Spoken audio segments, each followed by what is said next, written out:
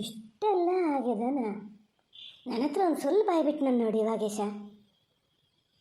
ಅಲ್ಲ, ನೀವು ಹೇಳಿದ್ ನಾ ಫೋನ್ ಮಾಡೀನಿ. ಅವರೆಲ್ಲ ಬೆಂಗಳೂರಲ್ಲಿದ್ದಾಗ ಫೋನ್ ಮಾಡೀನಿ. ವಾಗೇಶಗೆ ಸುಮಾರು ಸತಿ ಮಾಡಿದೆ, ಅವ್ನು ಎತ್ತಲಲ್ಲ. ಇತ್ಲಾಗೆ ಇವನು ಸಚಿನ್ನೇ ಎತ್ತಲ.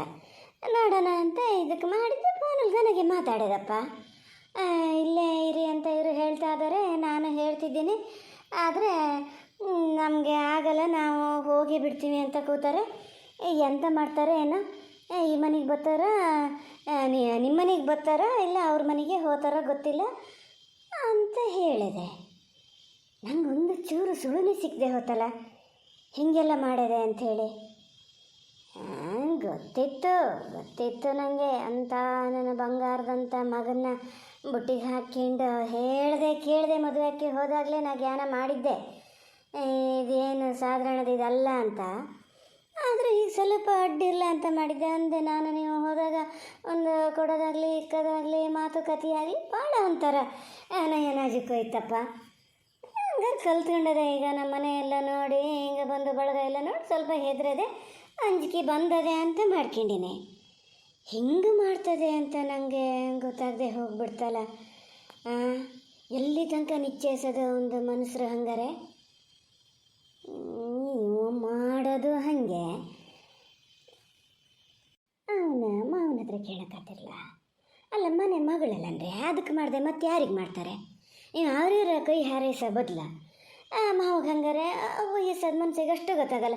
ಮನೆಯಿಂದ ಹೋಗಾರೆ ಆಸ್ಪತ್ರೆಗೆ ಬರೀ ಕೈಯಲ್ಲಿ ಹೋಗಿದ್ರಾ? ದುಡ್ಡು ತಗೊಂಡು ಹೋಗಿರಲ್ಲ ಹಂಗಾರೆ.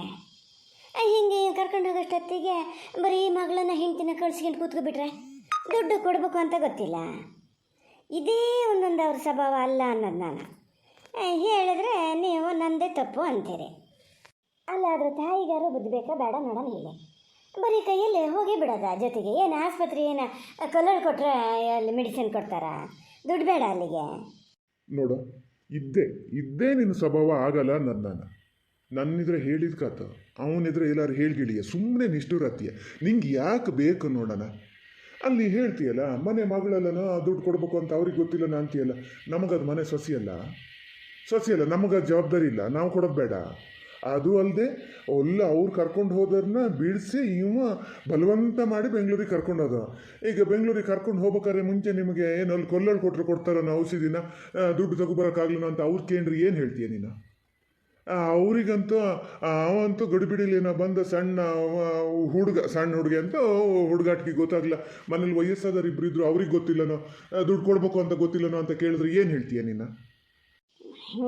ಆಗಲಿ ಮಾರ, ಈಗ ನಿಮ್ಮಿದ್ರೆ ಆಗಿದ್ದು ಹೇಳಿದ್ ನಾನು ಅವನ ಹತ್ರ ಎಂಥದ್ದು ಹೇಳೋಕ್ಕಾಗಲ್ಲಪ್ಪ.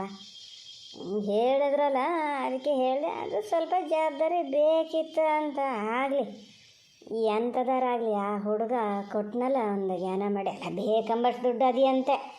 ರತ್ನ ಹೇಳ್ತಿತ್ತು, ಸಾವುಕಾರ ಮನೆಗೆ ಅಲ್ಲಿ ಹೋತದಲ್ಲ, ಕೊಲ್ಲಿಂದನೂ ಒಬ್ಬಳವ್ರ ಮನೆ ಕೆಲಸಕ್ಕೆ ಬರ್ತದಂತಪ್ಪ, ಅದು ಹೇಳ್ತಿತ್ತಂತೆ. ನಮ್ಮ ಮನೆ ಸುದ್ದಿ ಅವರೆಲ್ಲ ಎಂತಕ್ಕೆ ಮಾತಾಡಿದ್ರೋ ಗೊತ್ತಿಲ್ಲ. ಅಂತೂ ಭಾಳ ನಿಮ್ಮ ಸೊಸೆ ತಂಗಿ ಗಂಡ ಕಷ್ಟ ಅಂದರಿಗೆಲ್ಲ ದುಡ್ಡು ಕೊಡ್ತಾರಂತೆ, ಭಾಳ ದುಡ್ಡು ಅದಿಯಂತೆ ಅಂಥದಪ್ಪ. ಯಾರ್ಯಾರಿಗೆ ಕೊಡೋ ಬದಲು ನಮ್ಮರು ಅಂದಮೇಲೆ ಇಷ್ಟು ಮಾಡಿದೆ ಒಂದೇನ. ಆದ್ರೆ ಆ ಹುಡುಗ ಕೊಟ್ಟಿದ್ದಕ್ಕೊಂದು ಖುಷಿ ಪಡ್ಬೇಕಪ್ಪ, ಖುಷಿ ಪಡ್ಬೇಕು. ನೀನು ಆ ರತ್ನನ ಮಾತು ತೆಗಿ ಮರತಿ. ಅದ್ರ ಹತ್ರ ನೋಡು ಕೂತ್ಕೊಂಡು ಇನ್ನು ಮನೆ ಸುದ್ದಿ ಎಲ್ಲ ಮಾತಾಡೋದನ್ನು ಫಸ್ಟ್ ಬಿಡು ಹೇಳ್ತೀನಿ. ಏನು ನಿಂಗೆ ಗೊತ್ತಾ, ನಾವು ಎಷ್ಟು ಮನೆ ಕೆಲಸಕ್ಕೆ ಹೋಗ್ತಾರೆ, ಅಲ್ಲಿ ಹೋದಲ್ಲೆಲ್ಲ ಹಿಂಗೆ ಮಾತಾಡ್ತಾ ಕೂತ್ಕೊಂಡಲ್ಲ, ಯಾರು ಸಸಾರಾಗದ ಅವಾಗ? ಸುಮ್ಮನಿರು, ಇನ್ನು ಹಾಗೆಲ್ಲ ಏನು ಮಾತಾಡ್ತಾ ಕೂರ್ಬೇಡ. ಅವನು ಕೊಟ್ಟ, ಆಮೇಲೆ ಸರಿತನ ಅಪ್ಪನೂ ದುಡ್ಡು ಹಾಕಿದ್ರಂತೆ ಇವನ ಅಕೌಂಟಿಗೆ, ಅವರು ದುಡ್ಡು ಹಾಕಿದ್ರಂತೆ. ಈಗ ಬರೀ ಕೈಯಲ್ಲಿ ಹೋದ್ರೆ ಹಿಂಗ್ಸು ಅಂತ ಹೇಳೋರು, ಅವ್ರೇನು ಬರೀ ಕೈಯಲ್ಲಿ ಹೋಗ್ಲ. ಅವ್ರಿಗೇನು ಗೊತ್ತು ಬೆಂಗಳೂರು ಪೇಟೆಯಲ್ಲಿ ಎಷ್ಟು ಖರ್ಚು ಆಗ್ತದಂತೆ ಅವ್ರಿಗೇನು ಗೊತ್ತು? ದುಡ್ಡು ಅಂದರೆ ನೀರು ಖರ್ಚಾದಂಗೆ ಆಗ್ತದೆ ದೊಡ್ಡ ದೊಡ್ಡ ಆಸ್ಪತ್ರೆಯಲ್ಲೆಲ್ಲ. ಒಂದು ದಿನಕ್ಕೆ ಬರಲಂತ ಅವ್ರ ಕೈಯಲ್ಲಿ ದುಡ್ಡು ಅವರೇ ಕೊಟ್ಟಿದ್ರಂತೆ. ನೀವು ಮತ್ತೆ ತಲೆ ಬಿಸಿ ಮಾಡ್ಕಿಬಿಡಿ, ದುಡ್ಡು ಖಾಲಿ ಆದರೆ ಇವ್ರು ಕಳಿಸ್ತಾರೆ, ಅಲ್ಲಿ ತನಕ ಇಟ್ಕೊಳ್ಳಿ ಅಂತ ಕೊಟ್ಟಿದ್ರಂತೆ. ಅದು ಖಾಲಿ ಎದ್ದು ಹೊತ್ತು ಎಂತ ಮಾಡ್ತಾನೆ ಇವನೇ ಕಡಿಕೆ ಇಬ್ಬರಿಬ್ಬರ ಹತ್ರ ಎಂತಕ್ಕೆ ಇದು ಮಾಡ್ಕೊಂಡಿರೋದು ಅಂಥೇಳಿ ಮಾವು ಕಳಿಸಿದ ದುಡ್ಡು ಅಷ್ಟು ವಾಪಸ್ ಹಾಕಿದ್ನಂತೆ. ಖುಷಿ ಆಯ್ತು ನನಗೆ ಕೇಳಿ.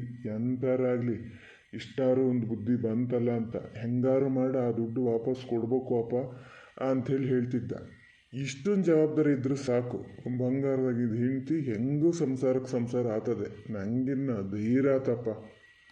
ಎಂಥ ಧೈರ್ಯ ಆಗದಪ್ಪ, ನೀವು ಹಾಗೆ ಮಾತಾಡ್ತೀರಿ. ಅಲ್ಲ, ಹೆಂಡತಿ ಅಪ್ಪ ಅವ್ರ ಮಗಳ ಕಾಯಿಲೆಗೆ ಅವ್ರು ಕೊಟ್ಟಿದ್ದು, ಅದನ್ನು ಎಂತಕ್ಕೆ ವಾಪಸ್ ಕೊಡಬೇಕಿತ್ತು ನೋಡೋಣ? ಎಂತಕ್ಕೆ ವಾಪಸ್ ಕೊಡಬೇಕಿತ್ತ? ಅದನ್ನೇ ತೆಗೆದು ಈ ಹುಡುಗ ಕೊಟ್ಟಿದ್ದು ಒಂದು ಸಾಲ ತೀರಿ ಹೋತಿತ್ತು, ಹೌದಾ? ನಾಳೆ ದಿವಸ ಒಂದೇ ಒಂದಿನ ಆಗಿತ್ತಲ್ಲ, ಆ ಥರ ಎಲ್ಲ ಇದಾಗಕ್ಕ ನೀವು ಹಂಗೆ ಏನು ಬುದ್ಧಿ ಬಂದದೆ ಅಂತೀರಿ. ಮಗಳಿಗೆ ಅಪ್ಪ ಕೊಟ್ಟಿದ್ದು ಅದನ್ನು ವಾಪಸ್ ಕೊಡ್ಬೇಕಾಗಿದ್ದೇನಿತ್ತು ನೋಡೋಣ? ನಿಂಗೊಂದು ಕನ್ನಡ ಭಾಷೆ ಅರ್ಥ ಆಗ್ತದ ಇಲ್ಲ? ನಂಗೆ ಯಾಕೋ ಅನುಮಾನ ಮರತಿ ಬತ್ತ. ಅಲ್ಲ, ಈಗಷ್ಟೇ ನಾನು ಎಂತ ಹೇಳಿದ್ನೆ? ಬಾಯಿಗಿನ ಮಾತು ಬಾಯಲ್ಲೇ ಅದೇ. ಅವರಿಗೆ ಮಗಳಿಗೆ ಮಾಡಬೇಕು ಅಂತ ಗೊತ್ತಾಗಬೇಕು ಅಂತೀಯ.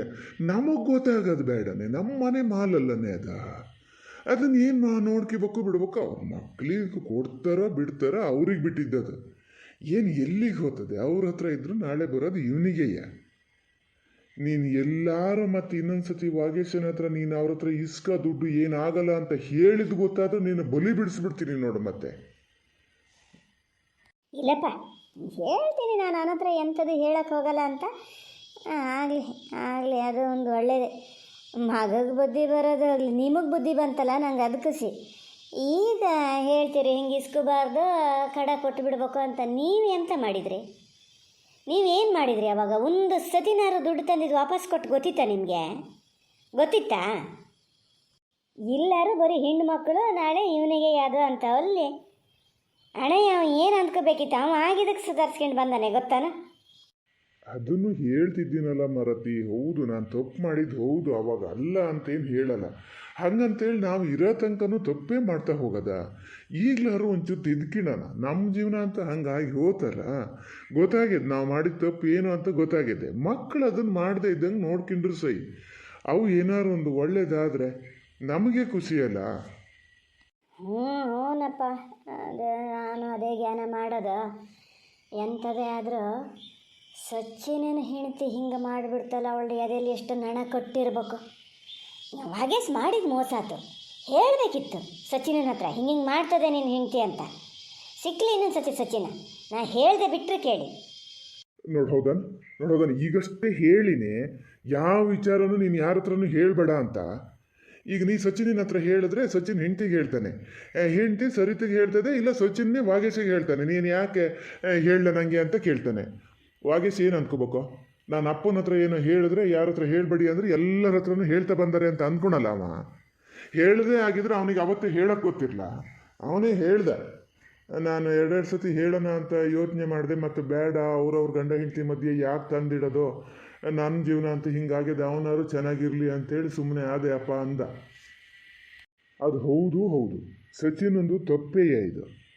ಅವ್ನು ಹುಡುಗೂಡ್ನ ಇಲ್ಲಿಂದ ಅಲ್ಲಿ ಕರ್ಕೊಬಲ್ಲಿ ಅಂತ ಯಾಕೆ ಬೆನ್ ಬಿಡಬೇಕಿತ್ತು? ಇಲ್ಲೇ ಇದ್ರೆ ನಾವು ಹೋಗ್ಬೋದಿತ್ತು, ಅವರು ಇರ್ತಿದ್ರೆ ಏನೋ ಒಂದು ಆತಿತ್ತು. ಈಗ ಬೇಟೆ ಬದಿ ಇರೋರು ಅವ್ರವ್ರ ಖರ್ಚು ಅವ್ರವ್ರಿಗೆ ಇರ್ತದೆ, ಅದು ದುಡಿಯೋಳು. ಈಗ 2-3 ಜನನಲ್ಲಿ ಬಿಟ್ಕೊಳೋದು, ಹಿಂಗೆ ಆಸ್ಪತ್ರೆ ಖರ್ಚು ಪೂರ್ತಿ ಇವನ್ನೇ ನೋಡ್ಕೊಳ್ಳೋದಂದ್ರೆ ಯಾರಿಗಾರು ಒಂದು ಸಡನ್ನಾಗಿ ಇದು ಮಾಡ್ದಾಗ ಕಣ್ಣು ಕೆಂಚಿಗೆ ಹಾಗೆ ಆತದೆ. ಇನ್ನೊಂದು 4 ದಿವಸಕ್ಕೆ ಅದಕ್ಕೆ ಗೊತ್ತಾಗ್ತದೆ. ಅದು ತಿಳುವಳಿಕೆ ಇದ್ದಳಾದರೆ ನಾನು ಮಾಡಿದ ತಪ್ಪು ಅಂತ ಅದು ಗೊತ್ತಾಗ್ತದೆ. ಇಲ್ದಿದ್ರೆ ಏನು ಅವ್ರವ್ರಿಗೆ ಬಿಟ್ಟಿದ್ದು. ಅವ್ರು ಅದು ಎಂತಾರು ಮಾಡ್ಕೊಂಡ್ಲಿ, ಹೊರಗಡೆ ಇದ್ದ ಮಾವೇನು ಇತ್ಲಾಗ ಬರೋಕ್ಕೆ ಹೋಗಲ್ಲ, ಏನೋ ಒಂದು ಆಗ್ತದೆ. ಇಲ್ಲಿ ನೀನು ಮಾತ್ರ ನೋಡು, ಸಚಿನ್ನೇ ಬರ್ತದೆ. ಸರಿತನ ಕರ್ಕು ಬಂದ ಮೇಲೆ ಮೊದಲು ಇದ್ದಂಗೆ ಇರಬೇಡ. ಏನ ವಯಸ್ಸಾತ ಬಂದಿದ್ದಂತೂ ಹೌದು, ಸಣ್ಣ ಪುಟ್ಟ ಕೆಲಸ ಮಾಡೋಕ್ಕೂ ನಮಗೇನು ಆಸಕ್ತಿ ಇಲ್ಲ. ಸುಮ್ಮನೆ ಕೂತಂಗು ನರನಾಡಿ ಎಲ್ಲ ಹಿಡ್ಕೋತವೆ, ಒಂಥರ ಬೇಗ ಮುಪ್ಪಾಗಿ ಹೋಗ್ತೀವಿ. ಕೈಯಲ್ಲಿ ಎಡ್ದಿದ್ದು ಅದು ಹೆಂಗೂ ಕೆಲಸ ಮಾಡ್ತಾನೇ ಇರ್ತದೆ, ನಿಂಗೆ ಗೊತ್ತಲ್ಲ. ನಿನ್ನ ಕೈಯಲ್ಲಿ ಎಡ್ದಿದ್ದು ಮಾಡು. ಆಮೇಲೆ ಅದಕ್ಕೆ ಮಾತ್ರ ಯಾವುದೊಂದು ಮಾಡಿದ್ರು ಹಂಗೆ ಅದು ಸರಿ ಆಗಲ್ಲ, ಇದು ಸರಿ ಆಗಲ್ಲ ಏನೂ ಹೇಳೋಕ್ಕೋಗ್ಬೇಡ. ಈಗ ಅವನಿಗೂ ಒಂಥರ ಗೋಳಾಗ್ತದೆ. ನೀ ಹೇಳೋ ತಪ್ಪು ಅಂತ ಗೊತ್ತಿದ್ರು ಒಂಥರ ನೇರ ಹೆಂಡತಿ ಇದ್ರೆ ಹೇಳೋಕ್ಕಾಗಲ್ಲ. ಎಂತ ಮಾಡೋದು ಅಂಥೇಳಿ ಅದಕ್ಕೂ ಹೇಳಲ್ಲ, ಇದಕ್ಕೂ ಹೇಳಲ್ಲ. ಆದರೂ ಮನಸ್ಸಲ್ಲಿ ಇವರಮ್ಮ ಇಷ್ಟು ಇದು ಮಾಡ್ತಾ ಇದ್ದಾರೆ, ಹಂಗಾರೆ ಒಂದು ಮಾತು ಹೇಳಬಾರ್ದನೋ ಅಂತ ಬರ್ತದೆ. ಅವೆಲ್ಲ ಯಾಕೆ ಬೇಕು ನೋಡೋಣ. ನಮ್ಮ ಕಾಲ ಅಂತೂ ಮುಗ್ದು ಹೋಗ್ತಾ ಬಂತಿಲ್ಲ. ಅವ್ರವ್ರು ಚೆನ್ನಾಗಿರೋದು ಒಂದೇ ಇಲ್ಲ ನಮ್ಮ ಕಣ್ಣಿದ್ರೆ ನೋಡ್ಬೇಕಾಗಿದ್ದ. ಹ್ಞೂ ಮರ್ರ ಹೇಳಿದ್ನಿ, ಅದು ಎಷ್ಟು ಸತಿ ಹೇಳ್ತೀರೇನ. ನಾ ಏನು ಯಾರಿಗೆ ಅಂತ ಹೇಳೋಕ್ಕೂ ಹೋಗಲ್ಲ, ಬಾರ್ಸೋಕ್ಕೂ ಹೋಗಲ್ಲ. ಹೇಳೋದು ನೋಡಿದ್ರೆ ಏನು ನಾಳೆ ಬೆಳಗಾದ್ರೆ ಬಂದು ಕೂತ್ಕೋತದ ಅದಿಲ್ಲಿ ಅನ್ಬೇಕು.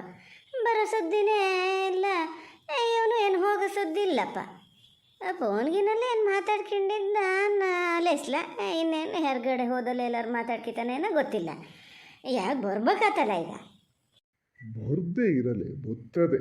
ಹಂಗೆ ಬರದೇ ಇರೋದಾದರೆ ಇವು ಕರೆದು ಕೂಡಲೇ ಇವನ ಜೊತೆಯಲ್ಲಿ ಬೆಂಗಳೂರಿಗೆ ಆಸ್ಪತ್ರೆಗೆ ಬತ್ತಿತ್ತ.